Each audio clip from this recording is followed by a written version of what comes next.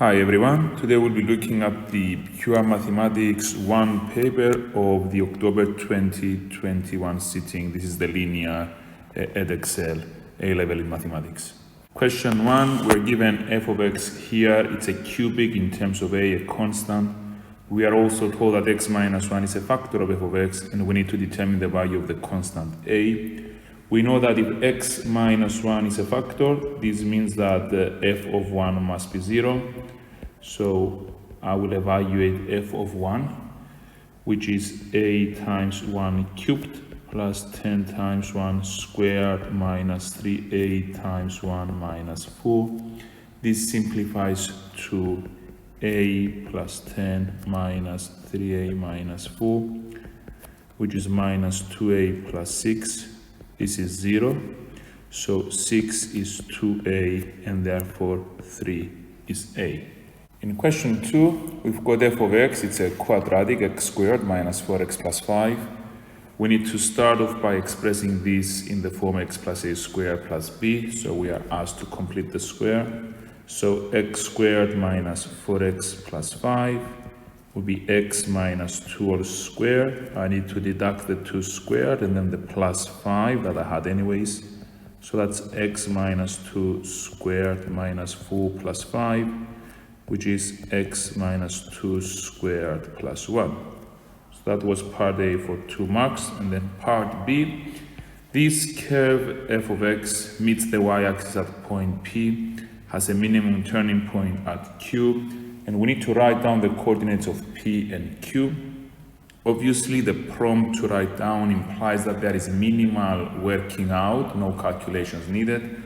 So at P, it's a cut on the y-axis, so x is 0.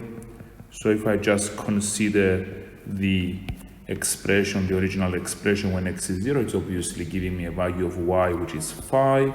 So when x is 0, y is 5, and therefore P has coordinates 0, 5. Now for Q, it's a minimum turning point. The fact that we have written the original f of x in this completed the square form allows me to see that the minimum point will be at 1 when x is 2.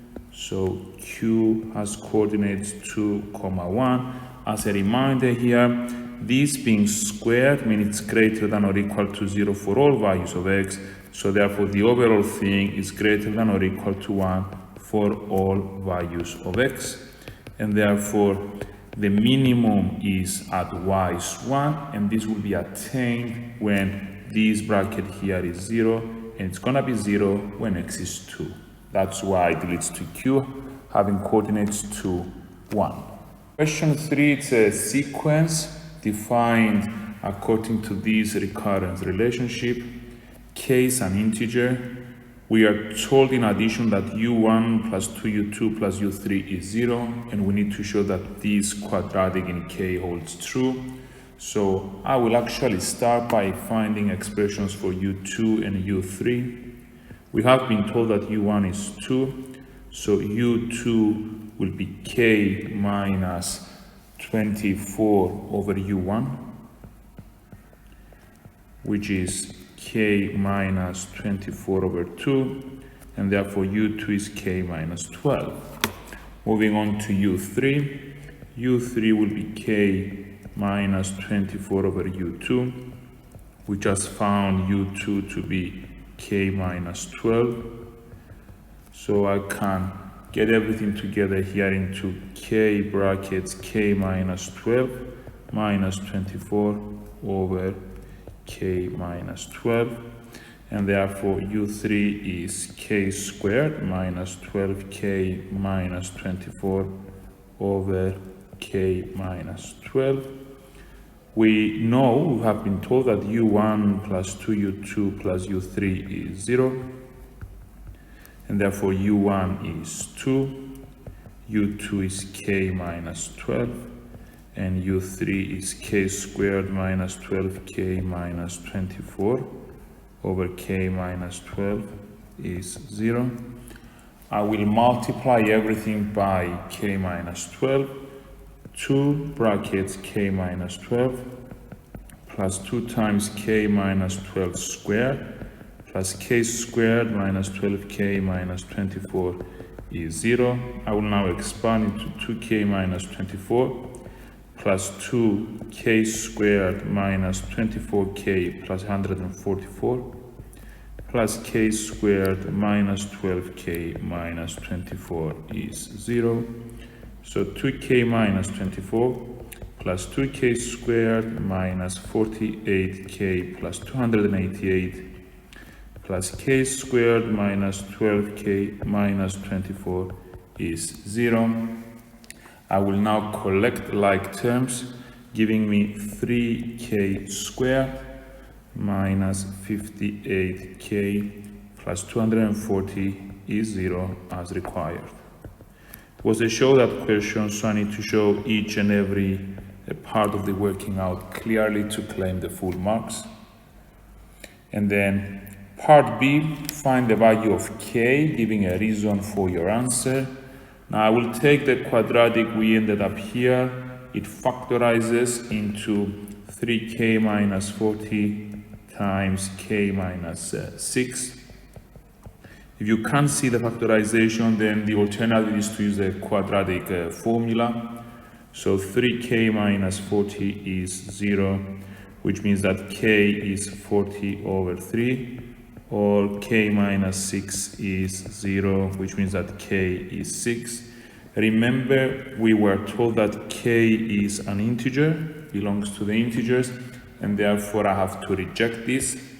If you remember, we were asked to provide the reason for our choice, so we reject the k equals 40 over 3, as k is an integer, hence k is 6.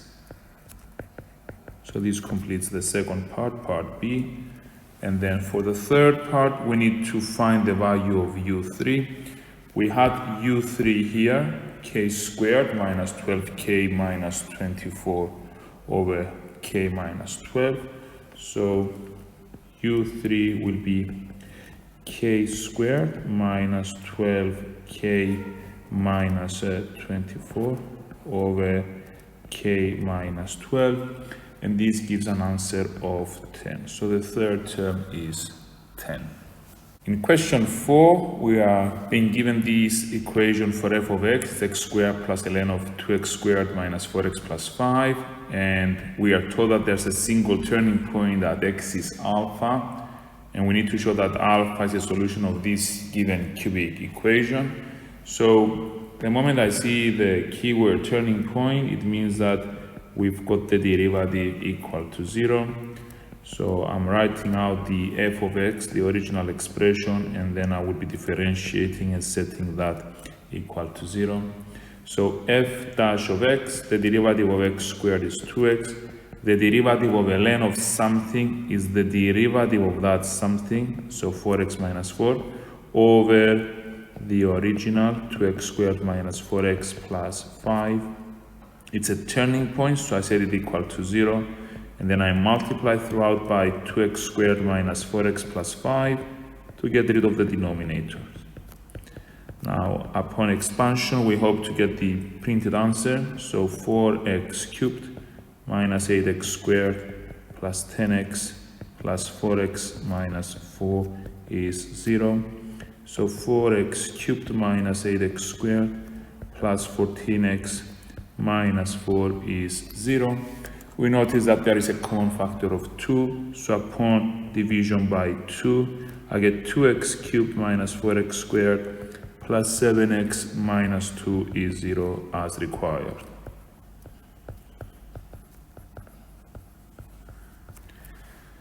Now part B, we are using this iterative formula with x1 being 0.3, and we need to give x2 and x4 correct to 4 decimal places.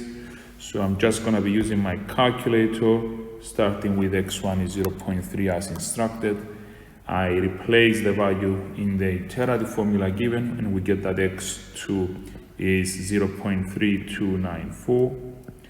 I keep pressing the equal button, I get that x3 is 0.3375, and x4 is 0.3398. In C, we need to use a suitable interval and a suitable function that should be stated to show that alpha is 0.341 to 3 dps. Now we know that we need to choose a tight interval around alpha being 0.341, and we look for a change of sign. So we go for 0.3415 and 0.3405. Recall that we have found f dash of x to be 2x plus 4x minus 4 over 2x squared minus 4x plus 5, and this is what we are trying to solve being equal to 0. So this is where we look for a change of sign.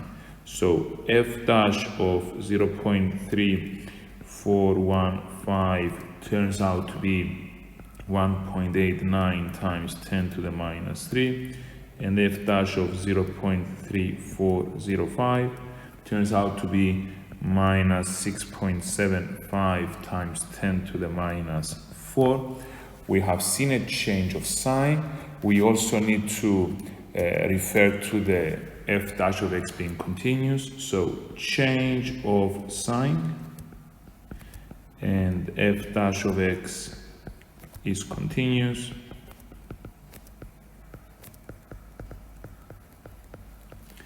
Hence, alpha lies in the interval 0.3405, 0.3415, i.e. alpha is 0.341 to 3 decimal places. So the idea is quite simple. We have found a tight interval around 0.341 such that whatever the true value of the solution, it has to round to 0.341, correct to 3 decimal places. In question 5, we need to show all stages of our working, and we cannot use entirely the calculator, so the method should be shown clearly. So it's a company that's making a profit of £20,000 in the first year of trading, that's year 1. And any future trading predicts that we will see the yearly profit increasing by 8% each year. So we do have a geometric sequence here. So we need to show that the profit for year 3 will be £23,328. I always like to approach these questions with a table. So in year 1, the profit is 20,000. In year 2, this will increase by 8%, so we multiply by 1.08. In year 3, it will be 20,000 times 1.08 squared, which is giving me the answer of 23,328 as required. Now this table is helping me identify the relationship for the general case. So in year n, this will be 20,000 times 1.08 to the n minus 1. If we simply observe that the index here is always 1 less than the year. So to find the first year, for the yearly profit to exceed 65,000, we simply need to solve the inequality that 20,000 times 1.08 to the n minus 1 is greater than 65,000. So I'll divide both sides by 20,000 to get 1.08 to the n minus 1 greater than 3.25, and then I will take logs. So log of 1.08 to the n minus 1 is greater than log of 3.25. We know that the power can come down. So n minus 1 log of 1.08 is greater than log of 3.25, and therefore I will rearrange for n minus 1 is greater than log of 3.25 over log of 1.08, leading to n being greater than log of 3.25 over log of 1.08 plus 1. We plug this in the calculator, we get that n is greater than 16.3 something. So we know that n has to be an integer value, therefore n is 17, and this will happen in year 17. That was part B. Then C, we need to find the total profit for the first 20 years of trading. We need to give our answer to the nearest £1,000. So we are simply being asked to use the summation formula. We know that the first term is 20,000. The common ratio is 1.08 and n is 20. So S20, this is a formula given in the formula sheet, is A 1 minus r to the n over 1 minus r. This gives an answer of 915,239.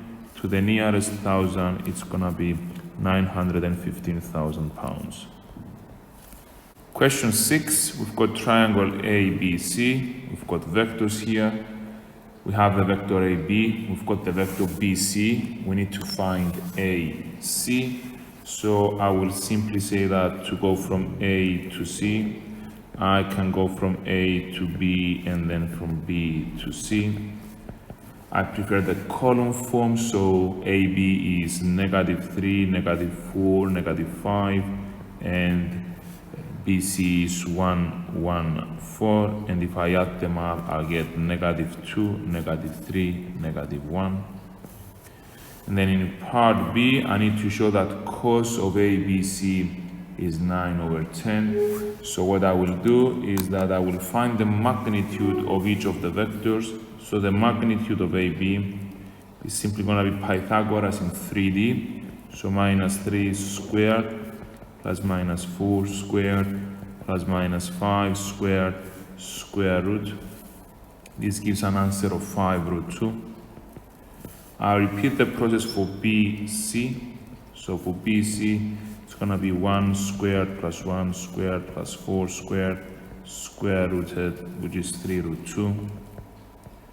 And finally for AC, we have that the magnitude, the length of AC will be -2 squared plus -3 squared plus -1 squared, and this is giving an answer of √14. It makes sense to put all this information on the triangle I've been provided. So this is 3√2, AB is 5√2, and AC is √14. So to show that the cosine of ABC, the angle here, is 9/10, I will use the cosine rule. So we will simply say that √14 squared, where we start opposite the angle of interest, is equal to the square of the other two sides added up minus 2 times each side times the cosine of the angle, which is ABC. Putting this on the calculator, we get that 14 is 50 plus 18 minus 60 cos of ABC, and therefore 60 cos of ABC is simply going to be 54, leading to the cosine of ABC being 54/60, which simplifies to 9/10 as required. So you have to bear in mind that this was a show that question, so we need to show every single step, making sure that we are not giving the impression at any point that we are skipping something. So all the steps, baby steps, should be there to arrive at the printed answer that cosine of ABC is 9/10. In question 7, we've got the circle C. It has this equation here. We need to find the coordinates of the center and the exact radius of C. Our answer should be given as a simplified surd. So we really need to complete the square in order to compare what we get with the standard equation of a circle and identify all the information we're being asked to find. So I will start by writing this as x squared minus 10x plus y squared plus 4y plus 11 is 0. So this x minus 5 squared minus 5 squared, it's always half the coefficient of x, plus y plus 2 squared minus 2 squared plus 11, which is 0. And this leads to x minus 5 squared plus y plus 2 squared is 18. Remember that if we've got a circle which has a center at alpha, beta, and has a radius r, then its equation is x minus alpha squared plus y minus beta squared is r squared. So by a mere comparison, we can see that the center is at 5, negative 2, and the radius r is the square root of 18, which is 3 root 2. We're giving our answer as a simplified third. For part B, we're being told that the line L with equation y is 3x plus k for some constant k is a tangent to C. It means that there's a single point of contact, which means that if I was to solve simultaneously the equation of the straight line and the equation of the circle, I would be finding a quadratic which has a discriminant that's 0. So I will start by substituting y is 3x plus k into the given equation of the circle. So it's x squared minus 10x. In the place of y, I'm putting 3x plus k, similarly here. So it's gonna be 3x plus k all squared, plus 4 times 3x plus k plus 11 is 0. I will expand this, x squared minus 10x plus 9x squared plus 6kx plus k squared plus 12x plus 4k plus 11 is 0. I will put this in a quadratic expression form, so we've got 10x squared plus 2 plus 6k close brackets x plus k squared plus 4k plus 11 is 0. We know that if it's a tangent, then this means that the discriminant is 0. So the discriminant is b squared minus 4ac. So this is the a, this is the b, and this is the c here. So I would simply say that 2 plus 6k all squared minus 4 times 10 times k squared plus 4k plus 11 is 0. I will expand this to get 4 plus 24k plus 36k squared minus 40k squared minus 160k minus 440 is 0. I will collect like terms into minus 4k squared minus 136k minus 436 is 0. It makes sense to divide everything by negative 4. I get k squared plus 34k plus 109 is 0. And I will proceed with the quadratic formula. It's a good idea to show the substitution. So k is minus b plus minus b squared minus 4ac square rooted over 2a. Once I plug this in on the calculator, I get that k is minus 17 plus minus 6 root 5. In question 8, we've got a scientist who is studying the growth of two different populations of bacteria. The number of bacteria capital N in this first population is modeled by the equation n is a e to the kt for t being greater than or equal to 0. A and k are positive constants. T is the time in hours from the start of the study. We are being given that we've got 1,000 bacteria initially, and then it took exactly 5 hours from the start of the study for this population to double. And we need to find a complete equation for the model based on this information. So we start off by writing out the model equation, capital N is capital A e to the kt. And then we know that when t is 0, capital N is 1000, which is A e to the 0, and therefore we conclude that A is 1000. Now, when t is 5, we have been told that the population doubles, so N is 2000, which is A e to the 5k. We have replaced t with 5, so 2000 is 1000 e to the 5k. Dividing both sides by 1000 leads to 2 is e to the 5k. I'll take ln, so ln 2 is 5k, and therefore a fifth ln 2 is equal to k. That's the value of k.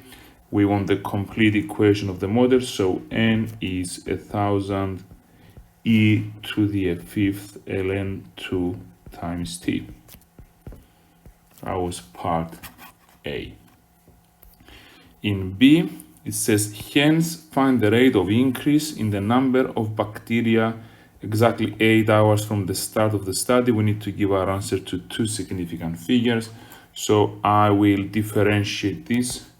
So the capital N dt, well, we know that if we've got e to something, the derivative is going to be the derivative of that something times e to the original power. So the 1000 stays there, the fifth ln 2 will come down, and it's e to the fifth ln 2 times t. I need to evaluate this when t is 8, so the capital N dt when t is 8. There is no need to do any simplifications here. I will just substitute everything on the calculator with capital with t being replaced with 8, and I'm just gonna press the equal sign, and I get an answer of 420 bacteria per hour. That's the rate of increase after 8 hours.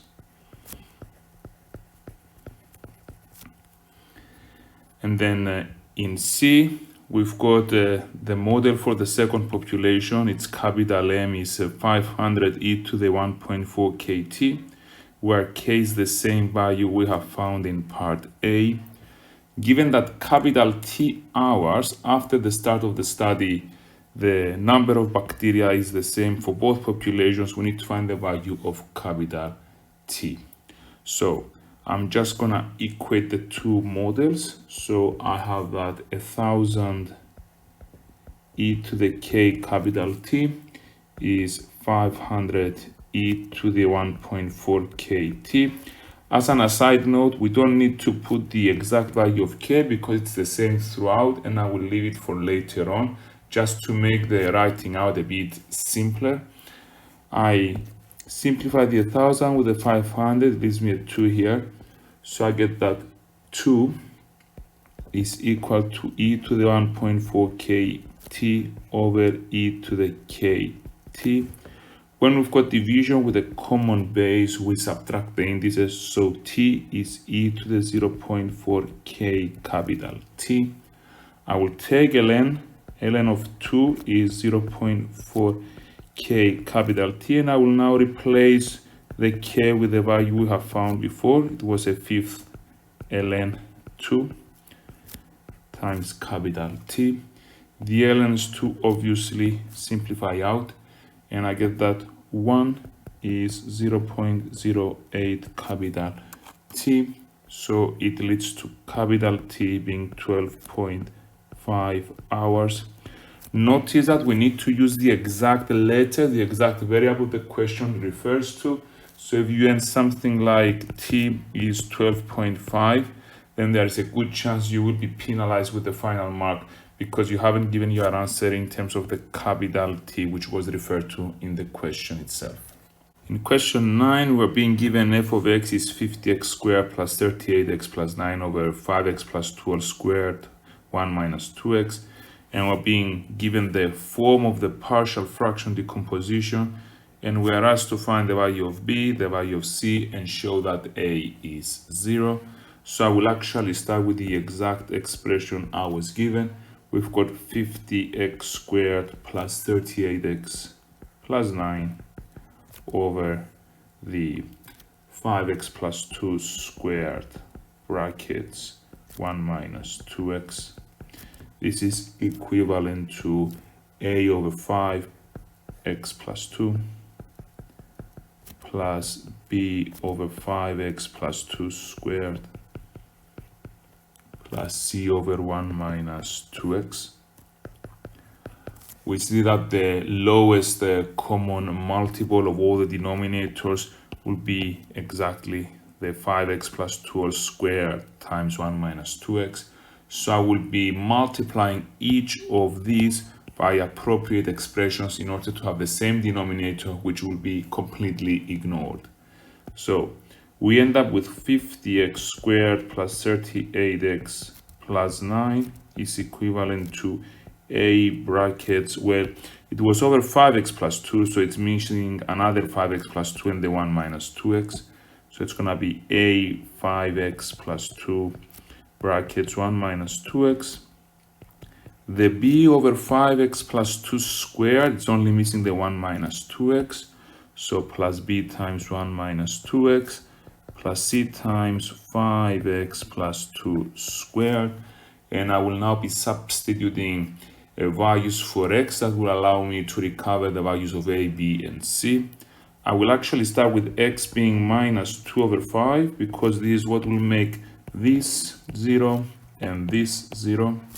So we get that 50 times minus 2 over 5 squared plus 38 times minus 2 over 5 plus 9 is b times 1 minus 2 times minus 2 over 5. Plugging this on the calculator, I get that 9 over 5 is 9 over 5b, and therefore b is 1. Another nice value for x would be x is a half because it will make the 1 minus 2x factor 0. So if I put x to be a half, we get that 50 times a half squared plus 38 times a half plus 9 is equal to c times 5 times a half plus 2 all squared. Again, we plug this on the calculator, we get the left hand side to be 81 over 2 and the right hand side to be 81 over 4c, which means that c is 2. To find the value of a, we are running out of nice values for x, so I'm actually free to choose any value for x that I would like to. I'm actually gonna go for x is 0 because it makes the arithmetic a bit easier. So substituting x is 0 makes the left hand side 9. The right hand side will be 2a plus b plus 4c. We have the values for b and c, so 9 is 2a plus b, which was 1, plus 4 times 2, the value of c. So it's obvious that 9 is 2a plus 9, and therefore a is 0 as required. So this completes the result, the answer for part A. And then for part B, we need to use binomial expansions to show that in ascending powers of x, the first three terms are p plus qx plus rx squared. And we also need to find the range of values of x for which the expansion is valid. So what we have established is that f of x can be written as 1 over 2 plus 5x squared plus 2 over 1 minus 2x. I will write this as 2 plus 5x to the minus 2 plus 2 times 1 minus 2x to the minus 1. Remember that we want this to be in the form of 1 plus or minus something in terms of x to the power of n. This is already in the required form. For this one, I will factor out the 2, which inherits the power, and I divide by 2 within the bracket. in order to achieve the required 4, plus 2 times 1 minus 2x to the minus 1. And we actually need to take care of two binomial expansions in order to get the first few terms. Now 2 to the minus 2 is a quarter, and then we start with 1 plus get the power down times the term in x, plus get the power down, deduct 1 from the power over 2 factorial times 5x over 2 squared plus dot dot dot. I know that I need to go up to the x squared term, so no need to consider higher order terms. And then the other will be 2 brackets 1 plus minus 1 times minus 2x plus minus 1 times minus 2 over 2 factorial times minus 2x all squared. We need to take it easy with the arithmetic here. It's quite easy to make a silly mistake. So it's a quarter 1 minus 5x plus 75x squared over 4 plus dot dot dot plus 2 times 1 plus 2x plus 4x squared plus dot dot dot. We further expand into a quarter minus 5x over 4 plus 75x squared over 16 plus 2 plus 4x plus 8x squared plus dot dot dot. It's an infinite expansion after all. So collecting like terms together will give me 9 over 4 plus 11x over 4 plus 203 over 16 x squared plus dot dot dot, which is exactly of the form I was asked to give. Now I also need to find the range of values for x for which the expansion is valid. We know that once we bring any bracket in this form, the expansion is valid for this here being less than 1 in absolute value. So we want whatever is here, its absolute value to be less than 1. In our case, this is the 5x over 2 and the 2x. So the expansion is valid for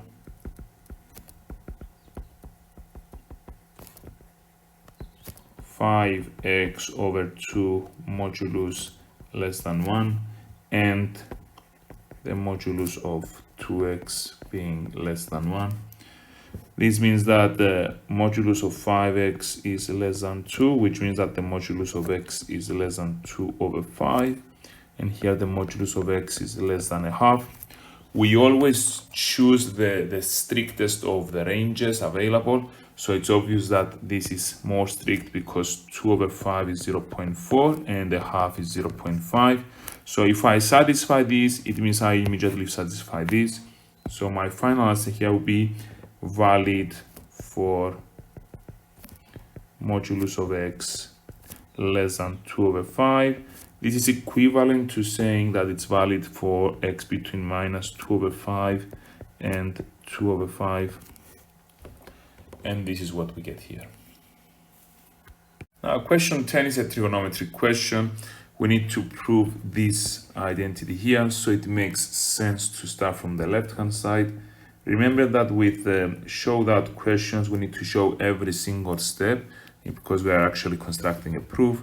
So the left-hand side is 1 minus cos 2 theta plus sine 2 theta over 1 plus cos 2 theta plus sine 2 theta. The first thing I notice is that what I need to arrive at, the right-hand side, is in terms of theta. So I will start by using the double angle formulae. We know that cos 2 theta is 1 minus 2 sine squared theta. I prefer this because the 1 with the minus 1 will cancel out later on. And then sine 2 theta is 2 sine theta cos theta. And in the denominator, I will be using the other version of the double angle formula for cos 2 theta. I'll be using the 2 cos squared theta minus 1 plus sine 2 theta, which is 2 sine theta cos theta again. Now we see that the numerator simplifies into 2 sine squared theta plus 2 sine theta cos theta, and the denominator simplifies into 2 cos squared theta plus 2 sine theta cos theta. I will actually take out a factor of 2 sine theta in the numerator and 2 cos theta in the denominator. So the numerator is 2 sine theta plus cos theta, and the denominator is 2 cos theta, and we've got cos theta plus sine theta. So the cos theta plus sine theta cancels out, the 2 with the 2 cancels out, so we're left with sine over cos, which is tan theta, which is the right hand side as required. So this was the first part. Usually these questions start off with the first part showing a given identity and then using this identity to solve a trigonometric equation, which is exactly the case here. So in part B, we need to solve for x between 0 to 180 degrees. So we're in degree mode. We need to solve this equation here. Obviously, the left-hand side resembles a lot to the left-hand side of the identity we just proved, with theta being 2x. So the left-hand side is simply tan of 2x. So if you just compare, the 2 theta gave its place to 4x. So if 2 theta is 4x, it means that theta is 2x. So all of this is simply tan 2 theta.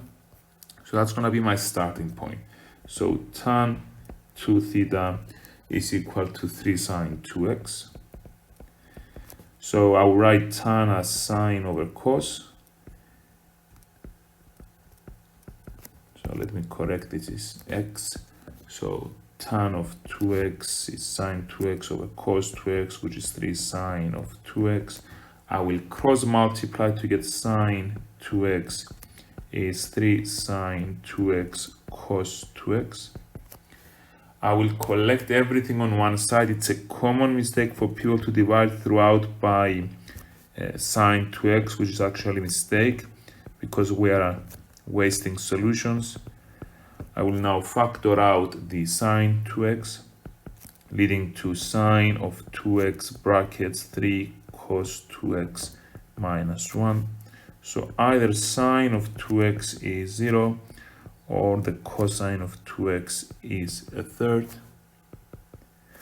Using my calculator, I'll get my principal values. Remember, we're in degree mode here. So for sine 2x is 0, the PV is 0, which means that 2x is 360n, or 2x is 180 plus 360n. So either x is 180n or x is 90 plus 180n. For cosine of 2x being a third, we get a PV of 70.529. So 2x is plus minus 70.529 plus 360n.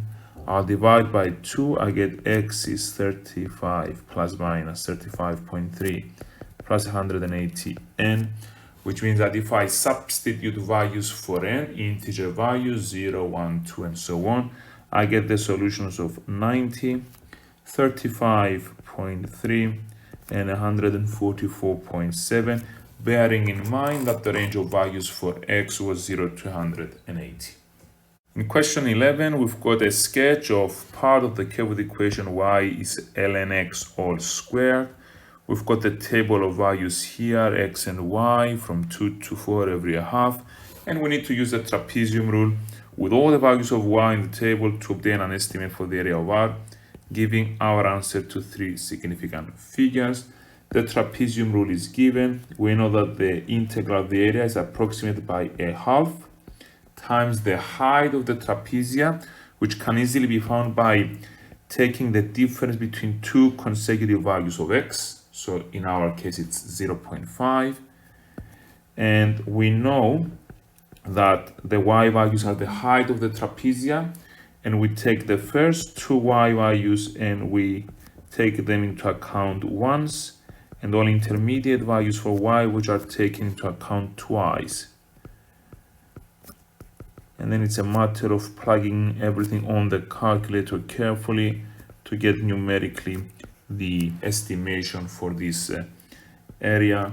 I get 2.408525, which correct to 3 significant figures would be 2.41. And then we need to use algebraic integration in order to find the exact area of R, and we need to give our answer in this particular form. So we need to integrate ln x all squared. So this is screaming at integration by parts. We will put u to be ln x all squared. We will put dv dx to be 1. So I'm treating the original integral as being the product of ln x all squared and 1. Du dx will be 2 times ln x times 1 over x. V will be x, and I do my integration by parts. This will be x ln x all squared minus the integral of 2 ln x times 1 over x times x dx. This simplifies into x ln x all squared minus the integral of 2 ln x dx. So in order to find the integral of 2 ln x, it's certainly simpler than the original, but it still requires integration by parts. So I will put u to be ln x and dv dx to be 2. So my du dx is 1 over x and my v is 2x. So the integral of 2 ln x dx will be 2x ln x minus the integral of 2x times 1 over x dx, which is 2x ln x minus the integral of 2 dx, leading to 2x ln x minus 2x plus c. It's time to put everything together and also take into account the limits. The limits are 2 and 4. So this means that the integral of ln x all squared dx from 2 to 4 will be x ln x squared minus the integral of 2 ln x, which gave an answer of 2x ln x minus 2x. So 2x ln x minus 2x, and this will be from 2 to 4. I will substitute the 4 here. It's gonna be 4 ln 4 squared minus 2 times 4 ln 4 plus 2 times 4. This is the upper limit substituted, and then the lower limit substituted will give me 2 ln 2 squared minus 2 times 2 ln 2 plus 2 times 2. Now we need to notice that ln 4 is 2 ln 2, so this is 4 times 2 ln 2 squared minus 8 times 2 ln 2 plus 8, that's the upper limit, minus 2 ln 2 squared minus 4 ln 2 plus 4. Now 2 ln 2 squared is 4 ln 2 squared, so this will be 16 ln 2 squared minus 16 ln 2 plus 8 minus 2 ln 2 squared plus 4 ln 2 minus 4. So overall we've got 14 ln 2 squared minus 16 ln 2 plus 4 ln 2 is minus 12 ln 2, and finally 8 minus 4 is plus 4, which matches the form in which we were asked to give our answer to. Question 12. we've got the trajectory of a golf ball after the ball has been hit until it first hits the ground. The y-axis is the vertical height, capital H meters, of the ball above ground, and x is the horizontal distance traveled.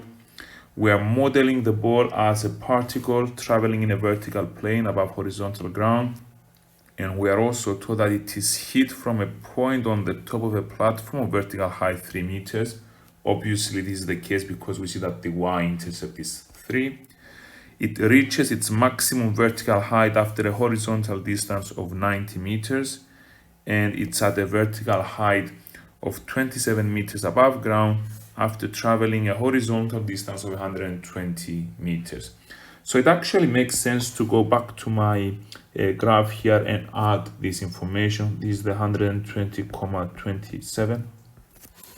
It is symmetric at x is 90. So this is what we have here, a visual summary of all the information that we've been provided with. And in part A, we need to find h in terms of x, given that we are using a quadratic model here. So in order to find h in terms of x, what I could do is I could make an educated guess of the form of the model. I'm gonna force the maximum to be at 90. So I will say that capital H is alpha x minus 90 squared plus beta. So this model as it stands, it incorporates that we have a maximum or a minimum at x is 90. And I'm gonna use now the rest of the information to find alpha and beta. I will start off knowing that when x is 0, capital H is 3.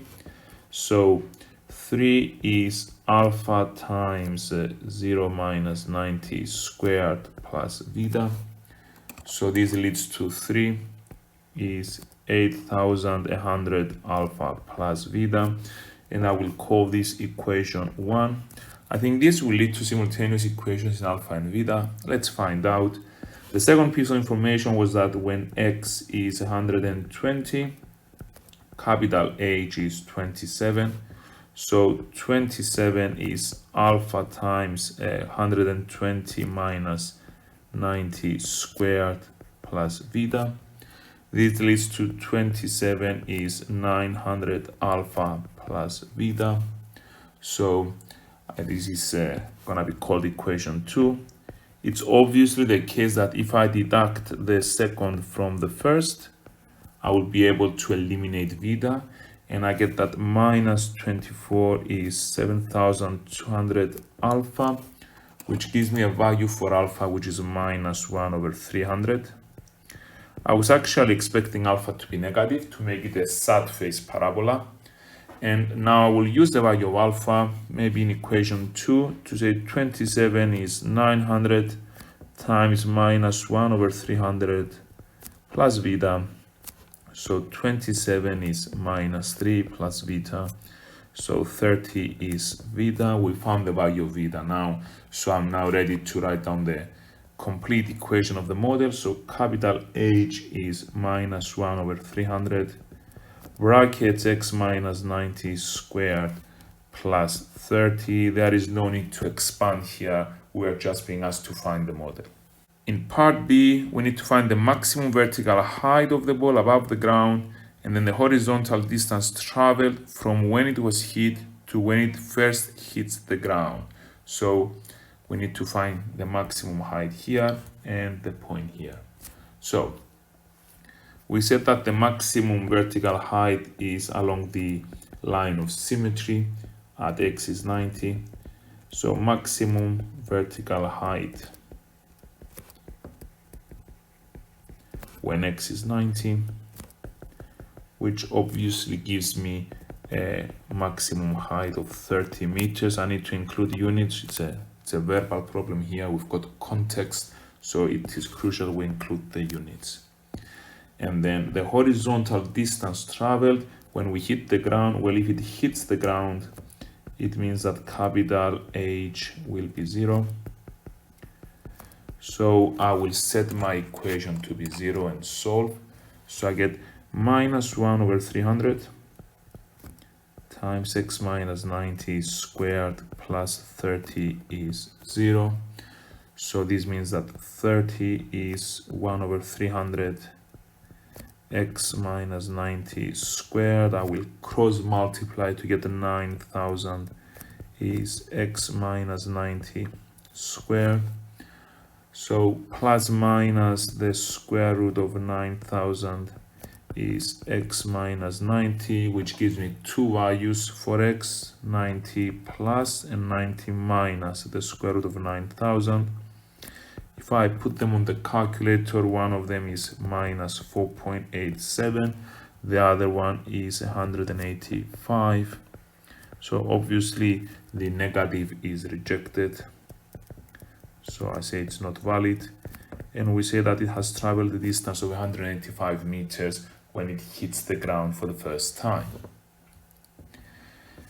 And then in C, the possible effect of wind or air resistance are two limitations of the model.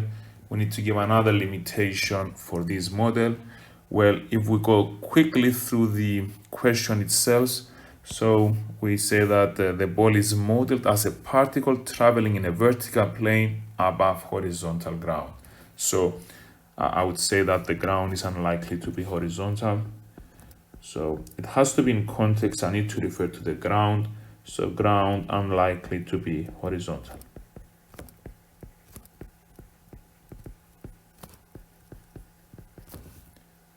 Question 13, we've got a curve C defined parametrically here, and we need to show that all points on C satisfy this equation here. In other words, we're being asked to show that this is a circle centered at 3, 0, radius 2.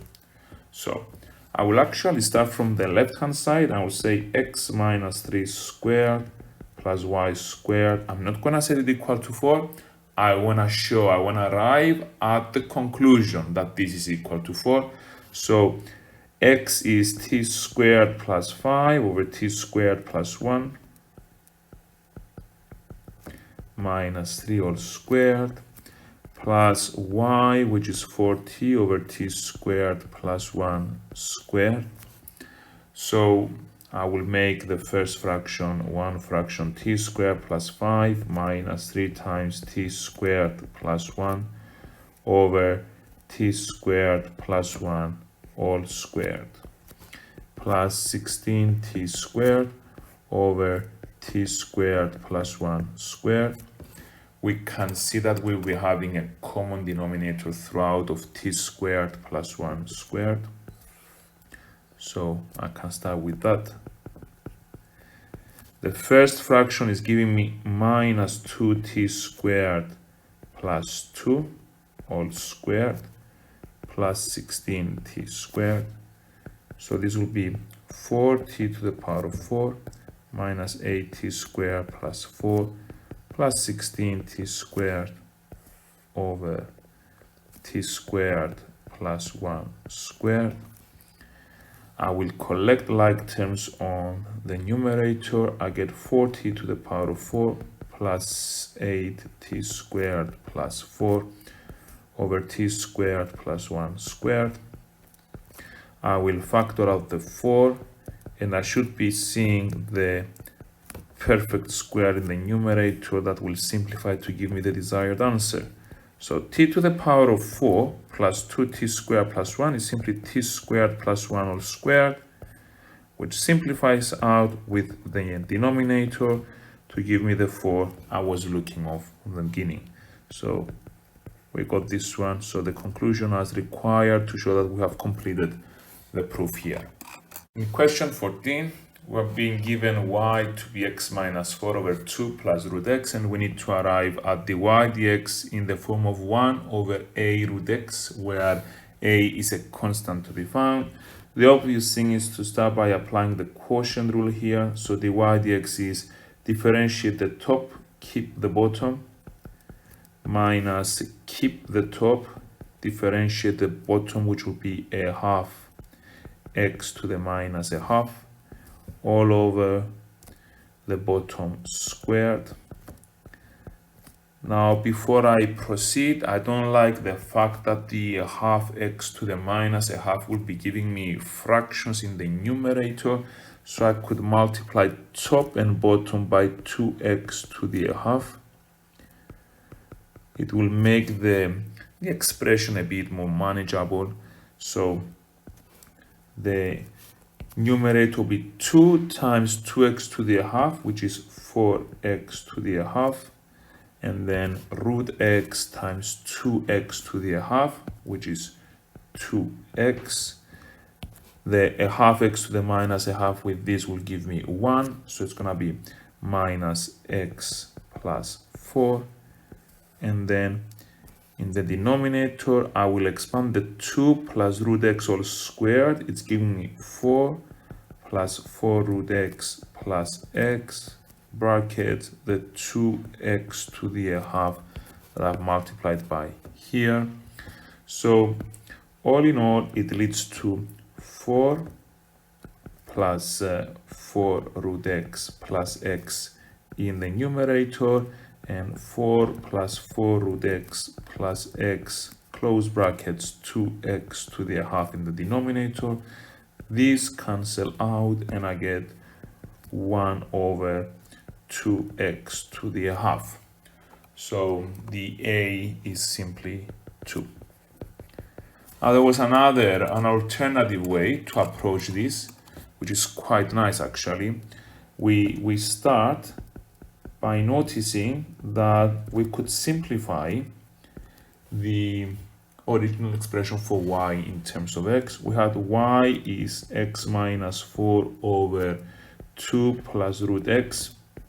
We notice that the numerator is actually the difference of two squares, the root of x squared and 2 squared. So I could actually factorize the numerator into root x minus 2, root x plus 2, and all of it over 2 plus root x. Then the numerator simplifies out, and then the derivative of root x minus 2 is simply a half x to the minus a half, which is 1 over 2 root x, again leading to the conclusion that A is 2. Question 15 is a proof question. We've got two proofs to carry out. The first one is proof by exhaustion. We need to prove that for n less than or equal to 4, n plus 1 cubed is greater than 3 to the n. So I'm just gonna write up a table and list all the possibilities. We know that n can take values 1, 2, 3, and 4. Remember that this symbol means the set of natural numbers, which is the set of positive integers, but we go up to 4, including 4 here. So n plus 1 cubed, it's 1 plus 1 cubed, which is 8. It's 2 plus 1 cubed, which is 27. 3 plus 1 cubed, it's 64. And 4 plus 1 cubed, which is 125. Now let's consider 3 to the n. Well, 3 to the 1 is 3. 3 squared is 9. 3 cubed is 27. 3 to the power of 4 is 81. In all cases, we see that the statement holds true, and we need a conclusion. Hence, for n in the naturals, n less than or equal to 4, it is true that n plus 1 cubed is greater than 3 to the n. Then II, given that m cubed plus 5 is odd, we need to use proof by contradiction to show that m must be even. We always start out by writing the proposition, which is simply that if m cubed plus 5 is odd, then m is even.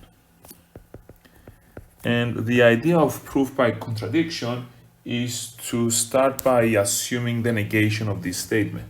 So the proof always starts by saying suppose not, i.e. m cubed plus 5 is odd, and m is not even, which means that m is odd. This is the negation of the above statement. Notice that nobody's questioning whether m cubed plus 5 is odd or not. We know it's a fact that m cubed plus 5 is odd. What we need to prove is that m is even, so we start by assuming the opposite. We assume that m is odd. So if m is odd, this simply means that we can write m as 2k plus 1, where k is some integer. So m cubed plus 5 can now be written as 2k plus 1 cubed plus 5. I will expand this. It's 8k cubed plus 6k squared plus 12k plus 1 plus 5. Collecting like terms together, 8k cubed plus 6k squared plus 12k plus 6. We see that there's a common factor of 2, so it's 2 times 4k cubed plus 3k squared plus 6k plus 3, which simply means that m cubed plus 5 is even, i.e. m cubed plus 5 is even. But this is contradicting the fact that m cubed plus 5 is odd, because there is no chance it could be odd and even at the same time. We need to state this. This contradicts the fact that m cubed plus 5 is odd. Hence, we need a conclusion here to complete the proof and claim full marks. Hence, if m cubed plus 5 is odd, then m is even.